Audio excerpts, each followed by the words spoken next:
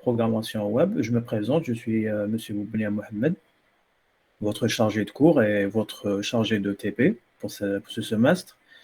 Je suis enseignant-chercheur au laboratoire des systèmes informatiques au niveau de la faculté d'informatique, département SI.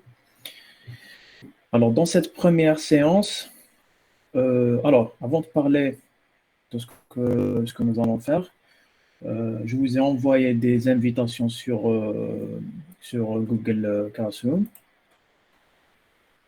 Il faudrait accepter. J'ai envoyé l'invitation à tous les étudiants. Donc, il faudrait accepter. C'est ici que je vais déposer tous les supports de cours, toutes les annonces pour vous prévenir, par exemple, des horaires au cas d'un changement d'horaire ou bien de changement de salle. Donc, c'est bien d'avoir un espace sur lequel on peut travailler. Alors, il y a Abou Ziad maintenant qui essaie de nous rejoindre. Abou Ziad.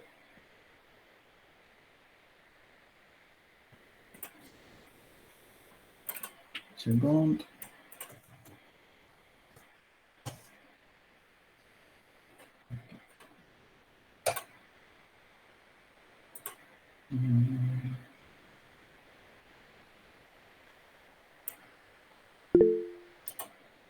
Ok.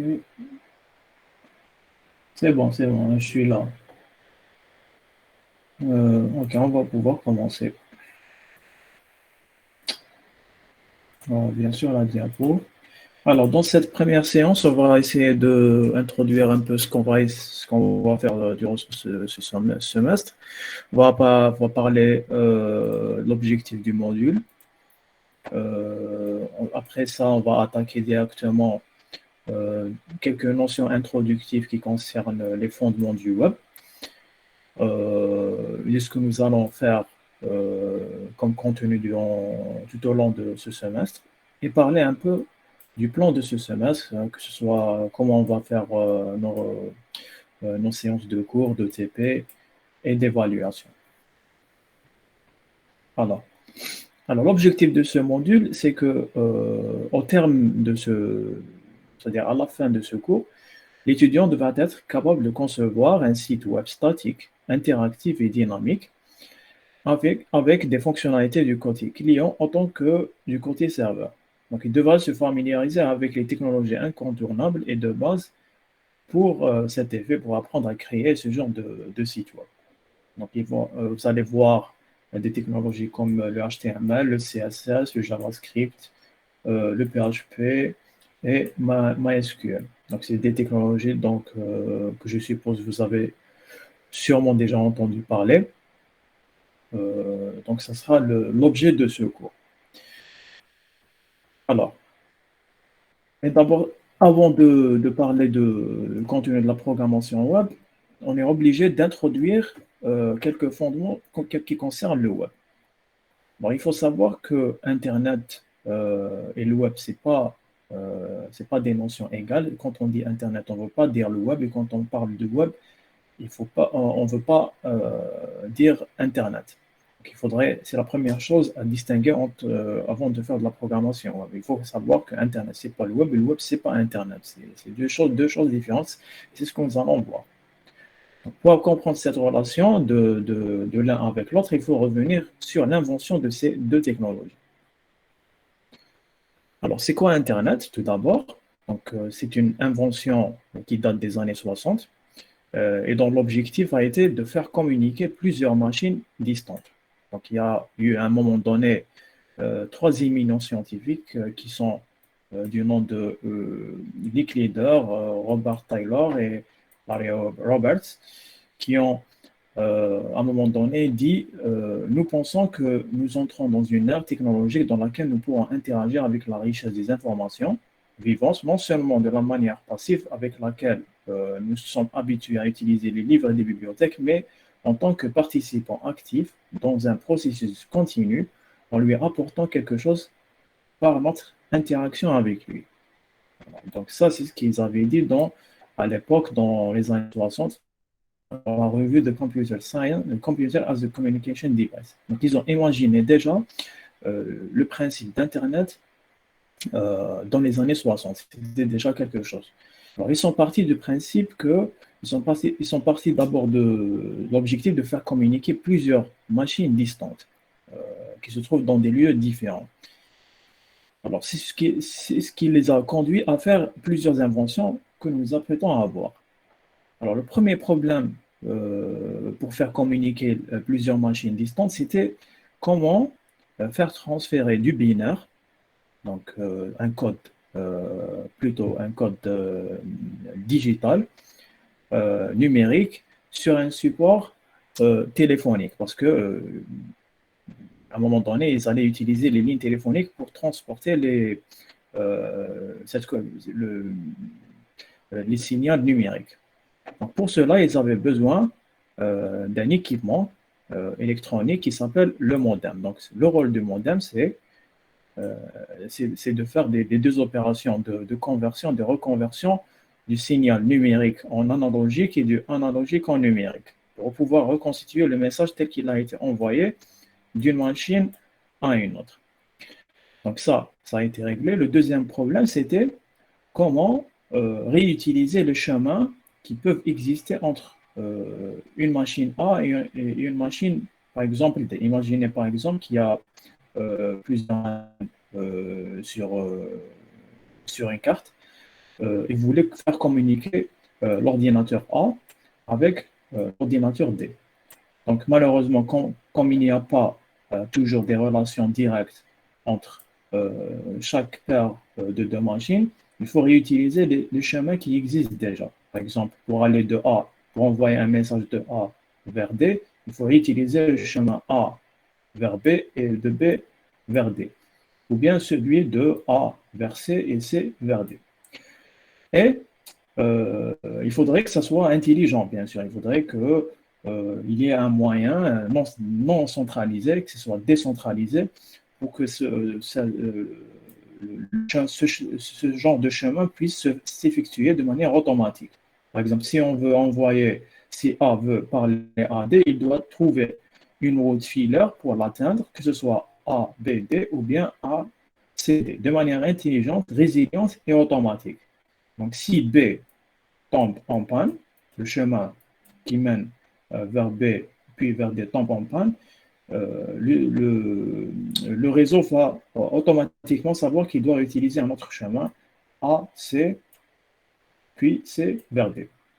Donc ça, en réalité, ce qu'ils ont fait, c'est de reprendre ce qui se faisait déjà pour faire les appels téléphoniques. Il faudrait savoir qu'à l'époque, pour faire une communication téléphonique, par exemple, si vous voulez appeler de Alger vers New York, vous ne pouvez pas appeler directement New York.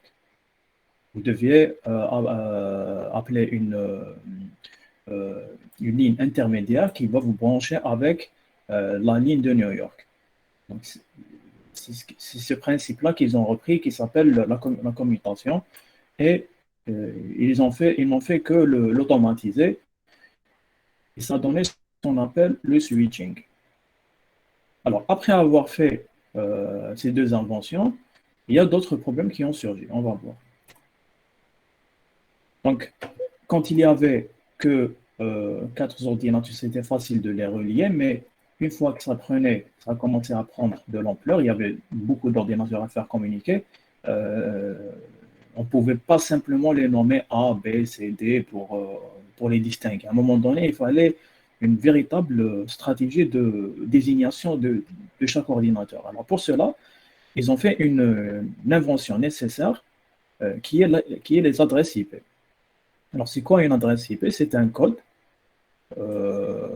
constitué de 4 chiffres, et chaque chiffre est contenu entre 0 et 255. Donc voilà un exemple d'adresse IP, par exemple 63.255.173.83. Imaginez par exemple le même exemple que nous avons vu dans le slide précédent, mais maintenant avec des adresses IP. Donc l'ordinateur A maintenant l'adresse IP 15, 174, 144, 50. Le B 15, 109, 200, 155. Maintenant, si cet ordinateur veut communiquer avec cet ordinateur, il faudrait que cet ordinateur envoie un message à cette adresse IP. Alors, il y a aussi le principe du port. Alors, on va en parler plus tard. Mais imaginez que c'est le même principe que lorsque vous envoyez un courrier à un destinataire qui se trouve dans une autre ville. Imaginez que l'adresse IP, c'est son adresse et le port, par exemple, s'il habite dans un immeuble, il faudrait aussi préciser le numéro d'appartement. Donc, ça ne suffit pas de préciser l'adresse où il habite, c'est-à-dire le numéro du bâtiment. Il faut aussi préciser le numéro d'étage, le numéro d'appartement dans cet immeuble. C'est à peu près la même chose pour le port. On va revenir plus tard parce que c'est un peu prématuré d'en parler. Il faut savoir que il y a l'adresse IP, mais aussi le numéro du port. Alors, donc, après ça, donc ça a fonctionné très bien les adresses IP, ça a permis de régler le problème lorsqu'il y a beaucoup d'ordinateurs à faire communiquer. Mais le problème des adresses IP, c'est que c'est pas très facile pour les humains. Alors, je vous donne un exemple. Imaginez que je vous mets une affiche, je vous dis pour plus d'informations sur l'USTHB, visitez 193, 194, 89, 19. Alors ça va marcher si vous allez taper sur le navigateur. Si vous mettez par exemple l'adresse IP 193.194.89.19, vous allez atterrir effectivement sur la page de l'USTHB. Donc ça marche, que ce soit pour l'USTHB ou bien pour un autre site. Chaque site a une adresse IP associée. Le problème, c'est que la prochaine fois que vous devez accéder à la même page, vous ne pouvez pas retenir à chaque fois cette adresse IP parce qu'elle est trop longue et c'est pas pratique pour retenir son adresse. Alors pour cela, imaginez maintenant que si je vous disais, pour plus d'informations sur la CRP, visitez www.usthb.dz. Alors vous conviendrez que c'est plus facile à retenir et c'est plus évident. Alors on appelle ça un nom de domaine. C'est un nom de domaine. Donc c'est justement pour régler ce genre de problème que il y a eu l'invention qui s'appelle le DNS, qui est le Domain Name System, et dont l'objectif c'est de donner pour chaque adresse IP un nom de domaine associé. Donc, le DNS il est associé pour une IP un nom facile à retenir. Donc, les humains, ils utilisent le nom de domaine et les machines, ils continuent à utiliser les adresses numériques. Il leur suffit juste de s'adresser à un annuaire qui leur dit que pour facebook.com, par exemple, il faudra utiliser cette adresse IP. Voilà. Donc voilà, grâce à ces inventions, l'Internet n'a fait que progresser et depuis, on se retrouve dans une situation où pratiquement tout le globe est connecté avec des câbles filaires qui traversent, vous avez déjà entendu parler de ça, des câbles filaires qui traversent les océans pour faire relier les différents continents. Alors, donc ça, c'est Internet. Donc Internet, c'est quand on dit Internet, on parle des technologies, des inventions qui supportent cette technologie, que ce soit le modem, le switch, les adresses IP, le DNS. Donc c'est une invention qui a été faite dans les années 60. Par contre, le web, c'est pas Internet comme on l'avait dit. Mais plutôt le web, c'est le fait de pouvoir, c'est le fait d'avoir des sites web, c'est de pouvoir accéder à des sites web. Donc le web, c'est tous ces sites sur lesquels on pourrait naviguer. Quand on parle du web, on parle du HTML, du HTTP, du hyperlien, donc c'est probablement des choses que vous avez déjà entendues. Donc le web n'est qu'une application d'Internet, mais n'est pas Internet en elle-même. Mais c'est lui qui a rendu le média, ce média-là plus attentif au grand public.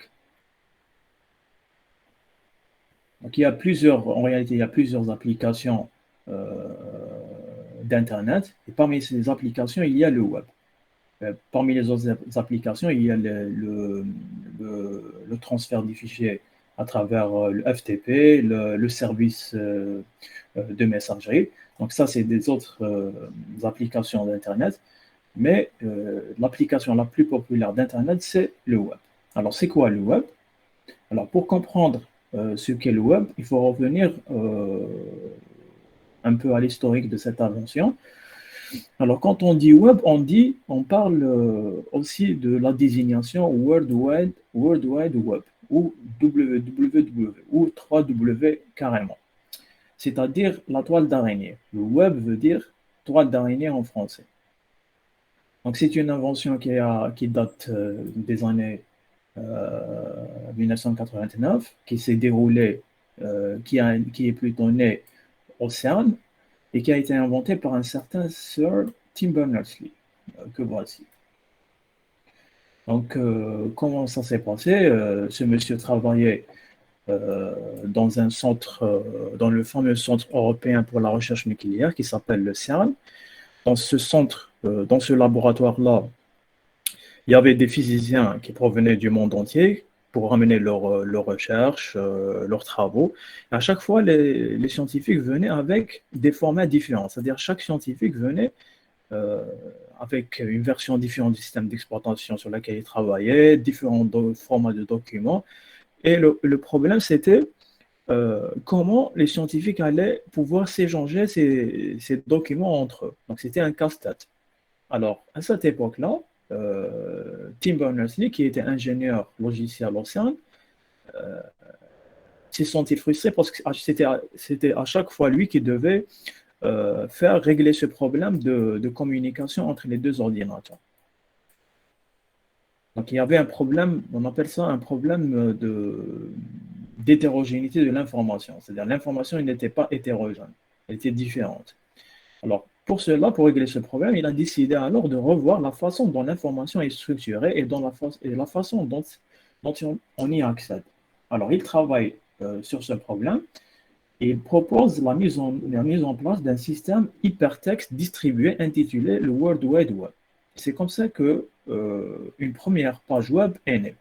Alors, il leur a demandé de travailler tous sur la création de pages web en utilisant le HTML et chacun va ramener ses documents sous format HTML au lieu d'utiliser d'autres types de technologies. Alors, de quoi il s'agit quand on parle de ce projet W3, ou plutôt 3W? Donc, c'est un projet qui se définit comme une initiative de recherche d'informations hypermédias.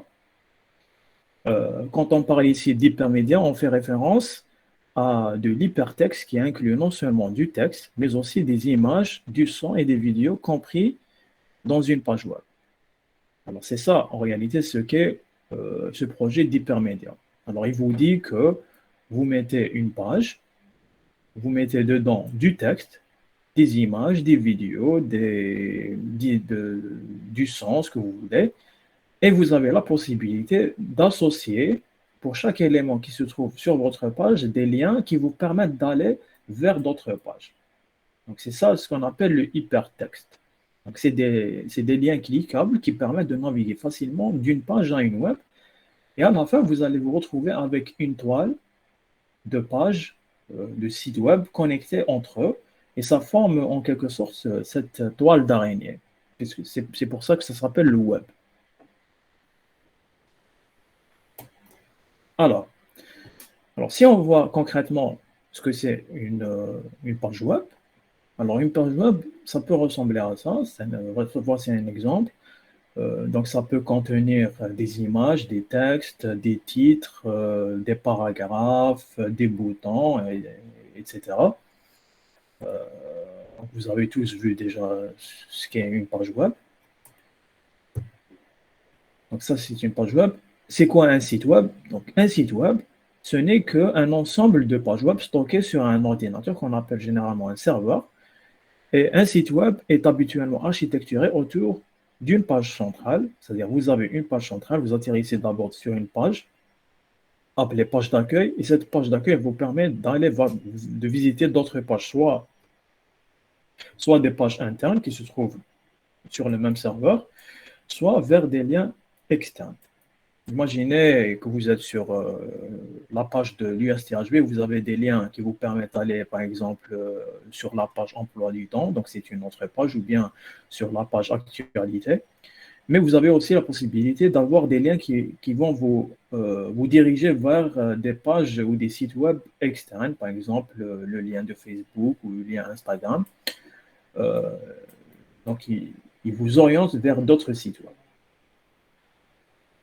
Alors, comment accéder à un site web? Alors, pour accéder à un site web, il faut d'abord utiliser ce qu'on appelle un navigateur web, qu'on appelle le client web. Pour cela, vous avez plusieurs choix. Vous pouvez utiliser Chrome, Firefox, Opera. Vous avez l'habitude d'utiliser. Ensuite, sur ce navigateur-là, vous avez un espace où vous pouvez saisir ce qu'on appelle l'adresse du site web. C'est-à-dire ce que nous avons vu tout à l'heure, le nom du domaine, ou bien l'adresse IP carrément. Alors, on appelle ça généralement l'URL, pour Uniform Resource Locator. Donc, une fois que vous avez saisi l'URL, quand vous cliquez sur Entrée, vous allez atterrir sur la page web. Alors, donc ça, c'est ce qui se passe visuellement, mais techniquement, comment ça marche en arrière-plan? Alors, entre le moment, il faut savoir qu'entre le moment où vous allez saisir l'adresse sur le navigateur et le moment où la page va s'afficher, il se passe des choses entre ces deux moments. Et vous devez savoir un minimum sur ces étapes afin de pouvoir créer vos propres sites web. C'est-à-dire, maintenant que vous savez comment accéder à une page web, il serait plus intéressant de savoir ce qui se passe entre ces deux moments-là pour déjà apprendre à créer vos propres sites web. OK? Alors, on va essayer de voir en quoi consistent ces étapes. Alors, quand vous dites « je vais sur un site web », voici de manière simplifiée ce qui se passe en arrière-plan. Alors, quand vous allez d'abord taper l'adresse du site auquel vous voulez accéder, par exemple, vous allez taper l'adresse sur le navigateur, Chrome par exemple. Qu'est-ce qui va se passer? Le navigateur va demander une page web auprès du serveur web qui héberge le site web. Ensuite, le serveur web il va répondre en envoyant la page que vous avez demandée. En réalité, ce qu'il va envoyer, quand on dit qu'il va envoyer la page web, en réalité, ce qu'il va envoyer, il va envoyer un document HTML. Alors, le document HTML ressemble à ça. C'est en réalité un document qui contient un langage, du texte écrit en langage, du code écrit en langage HTML. On va le voir après. Alors, qu'est-ce qu'il va faire le navigateur une fois qu'il reçoit le document HTML? Il va le lire, il va l'interpréter. Donc, il va interpréter ce langage HTML et il va vous afficher le rendu associé à ce code sous une forme visuelle. C'est-à-dire, vous pourrez après voir les images, les boutons, les textes, etc. Alors, si vous voulez avoir accès, si vous accédez à un site web, vous voulez avoir accès au code HTML, il suffit simplement de faire CTRL-U ou bien clic droit sur la page et vous faites inspecter ou bien voir le code source de la page. Donc, comme ça, vous pourrez accéder à ce fameux code HTML. Alors jusqu'à présent, on a parlé d'une communication entre le navigateur et le serveur web. Mais en réalité, cette communication ne se fait pas avec un langage humain. Le navigateur ne va pas dire au serveur web donne-moi la page, cette page, ou une autre page et l'autre il va lui répondre avec un langage humain. Non, ça ne se passe pas en langage humain, mais ça se passe en respectant un protocole qui s'appelle le protocole HTTP. C'est un protocole de communication client-serveur entre le client qui est ici le navigateur et le serveur ici qui est le serveur web. Donc le navigateur, il envoie des requêtes au serveur web et le serveur répond en envoyant euh, le document HTML. Quand on dit protocole, on parle d'une entente, c'est-à-dire le navigateur, il sait quand envoyer, et le serveur, il sait à quoi s'attendre comme requête, il sait quoi faire comme réponse, et le navigateur sait à quoi s'attendre comme réponse. Voilà ce qu'est un protocole de manière simplifiée. OK. Donc, ceci représente en fait les éléments du web. Donc, l'URL, le client, le navigateur, le protocole HTTP, le HTML et le serveur web sont en réalité les bases, les éléments de base du web.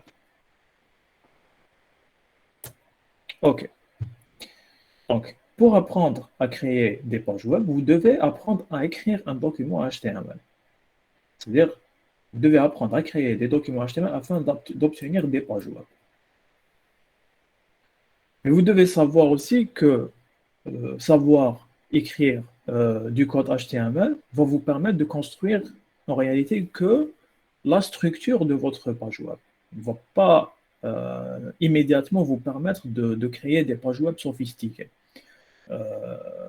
Il faut savoir que on utilise le HTML pour créer de la structure, pour mettre ce que nous voulons afficher, par exemple des titres, des listes, des paragraphes, des tableaux, des images. Mais pour mettre en forme tout cela, pour ajouter des couleurs, des espacements, des marges, etc., on utilise un autre langage qui est euh, le CSS. C'est-à-dire on doit avoir un document HTML auquel on associe un document CSS. Donc les documents CSS, ils ressemblent un peu à ça. Donc je suis juste en train de vous faire un récapitulatif de ce que nous allons voir tout au long du semestre pour que vous compreniez la relation entre les technologies et leur nécessité. OK.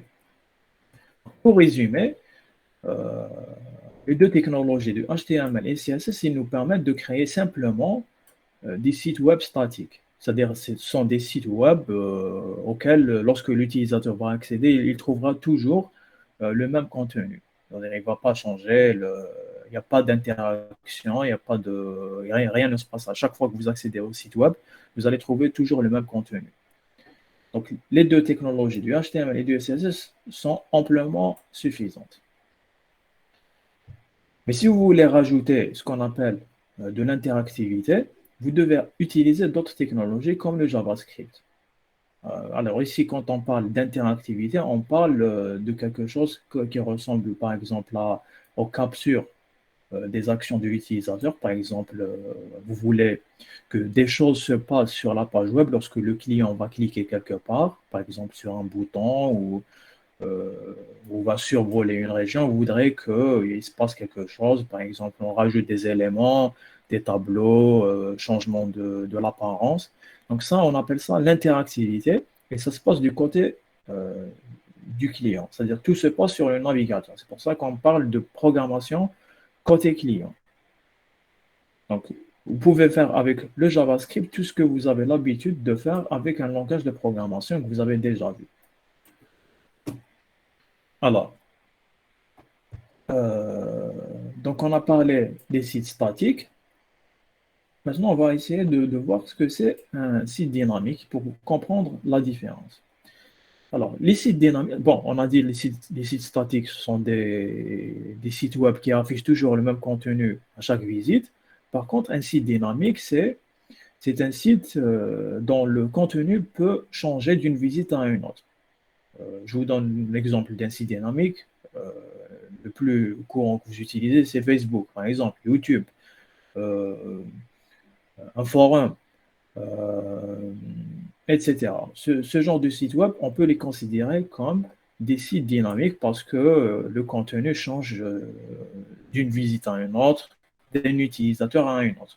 C'est-à-dire que lorsque le serveur il va répondre en envoyant la page web, il y a des choses qui se passent du côté du serveur en utilisant un langage de programmation, par exemple le Java, le PHP, JavaScript, le Python, et qui vont faire que votre page web est construite de manière dynamique du côté du serveur pour inclure des choses, des parties qui sont variables dans cette page.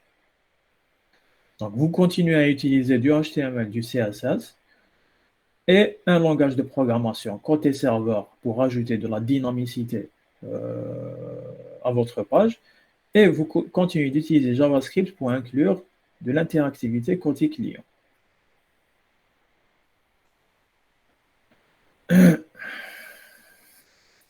Voilà. Donc, en plus de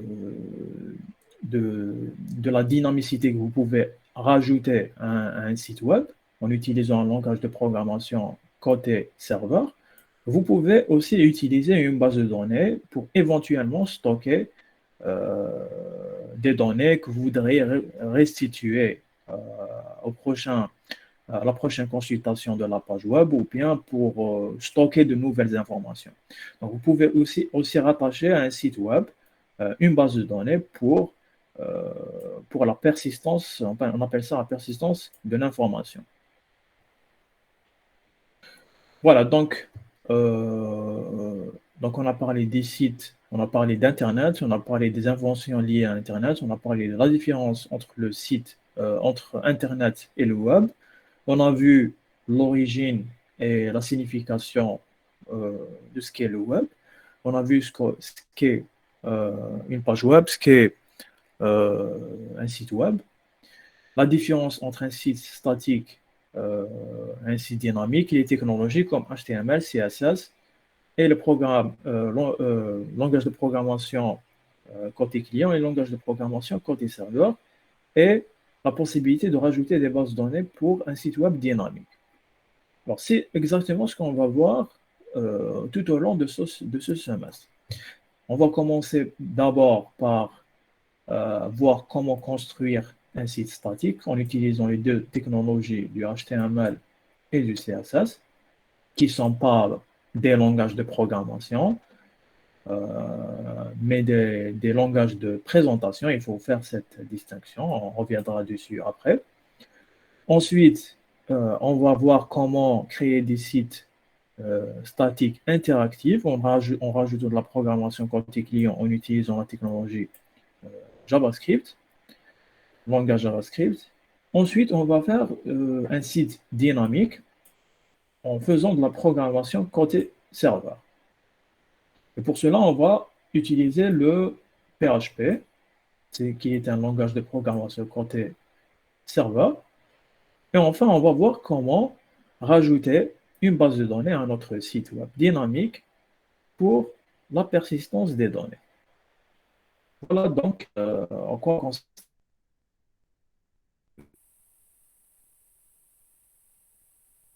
Et d'aller doucement, on va essayer de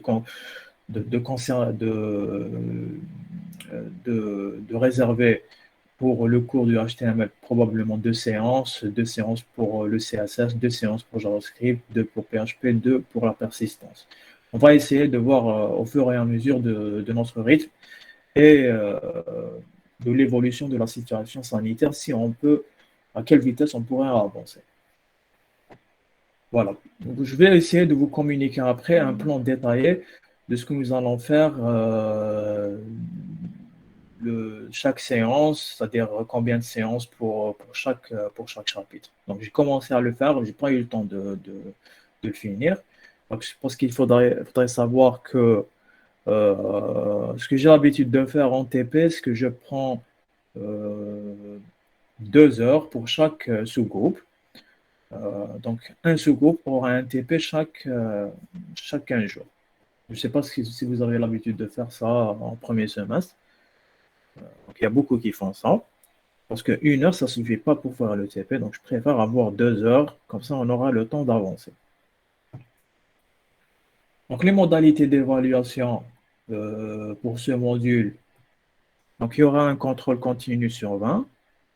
Euh, euh, Ensuite, il y aura la note DTP, euh, plutôt, donc je me suis trompé ici. Il y aura le contrôle continu, il y aura une interro à la fin du semestre, il y aura des projets à remettre. Je vais après réarranger ça avant de le poster sur Google Classroom pour être un peu plus clair. Donc, on va vous confier probablement deux projets à réaliser tout au long du semestre. Un, après les deux chapitres HTML et CSS, je vous demanderai de faire un mini-projet. Et après, quand on aura fait JavaScript et PHP et MySQL, on va faire, euh, on va faire un autre mini-projet qui sera un peu plus complet. Donc, il y aura deux mini-projets, un contrôle qui en continue, une interro. Et bien sûr, vous serez évalué tout au long des séances de TP. Donc, je noterai votre progression. Et bien sûr, il y aura la note de l'examen moyenne durée qui sera écrit et qui sera comptabilisé fois 2. Alors, il faut savoir que le module euh, est de coefficient 3 et de crédit 4. Voilà. Donc, c'est quand même un module important, que ce soit du côté euh, bagage théorique, technique dont vous aurez besoin pour l'année prochaine, pour votre projet de fin d'études. Donc, en réalité, c'est un module qui était en S6, donc qui se faisait je ne sais pas si vous le savez, c'est un module qui se faisait en troisième année, durant le second semestre. Donc, cette année, dans le nouveau cahier des charges de la spécialité ISIL, il a été ramené au S4. Comme ça, vous aurez le temps de mieux apprendre à concevoir des sites web avant d'arriver au stade du projet de fin d'études. Donc, vous serez un peu plus mûr de ce côté-là. Voilà. Merci pour votre attention. Est-ce qu'il y a des questions? On pourrait en parler.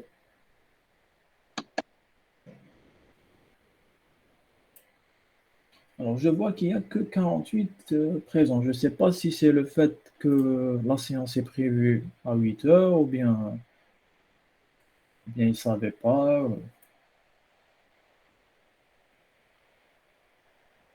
Alors, j'ai posté aussi sur Google Classroom.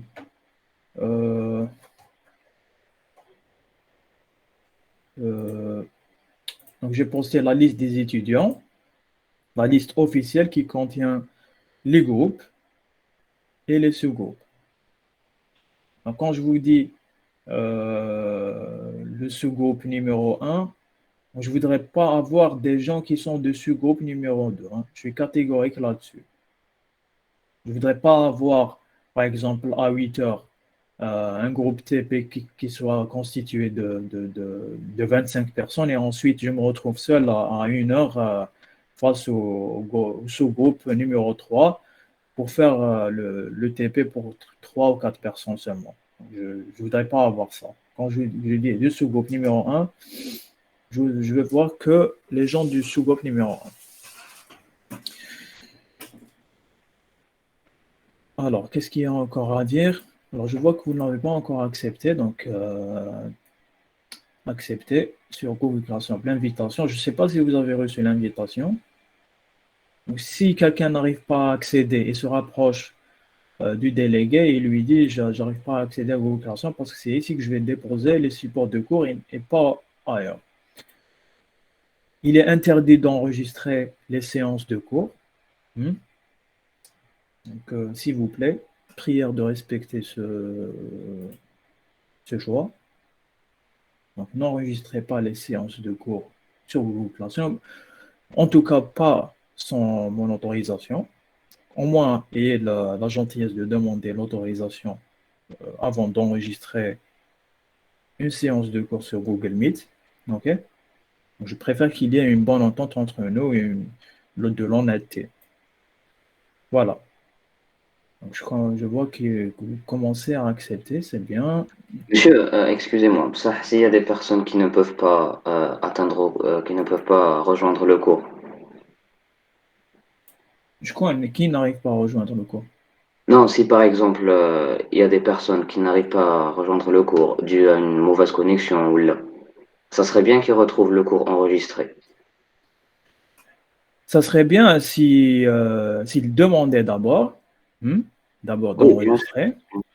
Ensuite, les gens qui peuvent pas accéder, ils se manifestent, ils disent, voilà, on n'arrive pas à accéder. Parce que si vous prenez l'habitude d'enregistrer et de déposer le cours enregistré en ligne, il n'y aura plus personne qui va assister en réalité, hein. Je vais me retrouver seul à 8 heures en train de faire le cours. Et je pourrais aussi enregistrer le cours et aller dormir. Hmm. J'enregistre le soir. Quand j'aurai le temps, je l'enregistre. Je le mets sur YouTube. Et je vous dis, regardez le cours. Si vous avez des questions, envoyez-moi le cours. Donc, si moi, je fais l'effort pour accéder, j'ai des problèmes de connexion aussi. J'ai eu beaucoup de difficultés à régler ma connexion le matin. Je me suis réveillé à 5 heures. Hein. Donc, j'ai tout fait pour que ça soit parfait. J'ai réglé mon micro, j'ai réglé mon son pour que vous ayez un son parfait. Donc, si moi je fais des efforts, il faudrait que les étudiants aussi fassent des efforts. Après, je pourrais aussi enregistrer le cours. Je ne me réveille pas à 8 heures.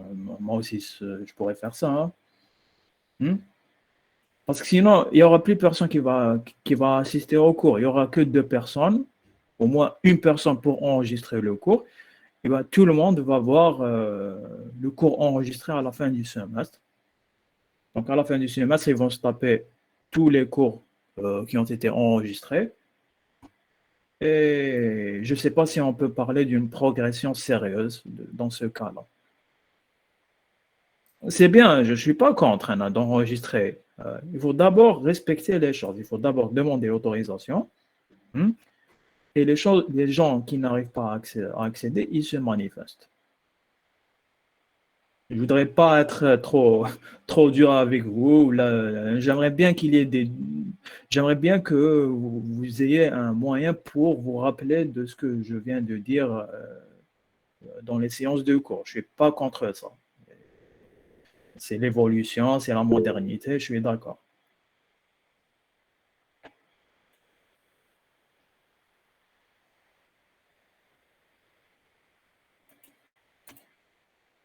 Eh ben, tu vois, on est la section opération, il n'y a que 48. Donc on n'est même pas à la moitié, presque à la moitié. Hmm. Donc, les 48 qui se sont réveillés pour assister au cours, donc ils vont enregistrer le cours et vont le mettre à disposition de l'autre moitié qui s'en fout d'assister ou pas. Donc, si vous êtes, si ça ne vous dérange pas d'enregistrer pour les autres, si vous trouvez ça juste, à ce moment-là, moi je trouve ça injuste.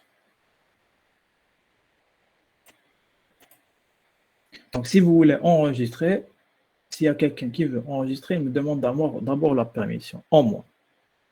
D'accord?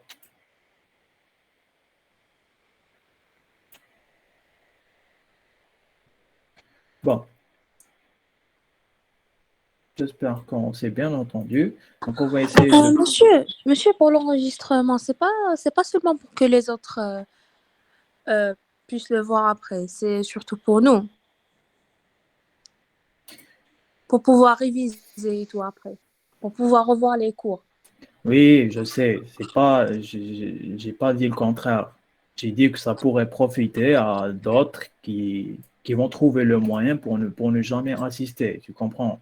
C'est-à-dire, toi, tu vas Oui, oui, enregistrer le cours oui. et après, ça sera au profit de celui qui n'a jamais assisté. Hmm. À ce moment-là, moi aussi, je pourrais faire pareil. Je l'enregistre le cours, je mets sur YouTube, je le mets sur YouTube et puis c'est tout. Tu Oui. comprends?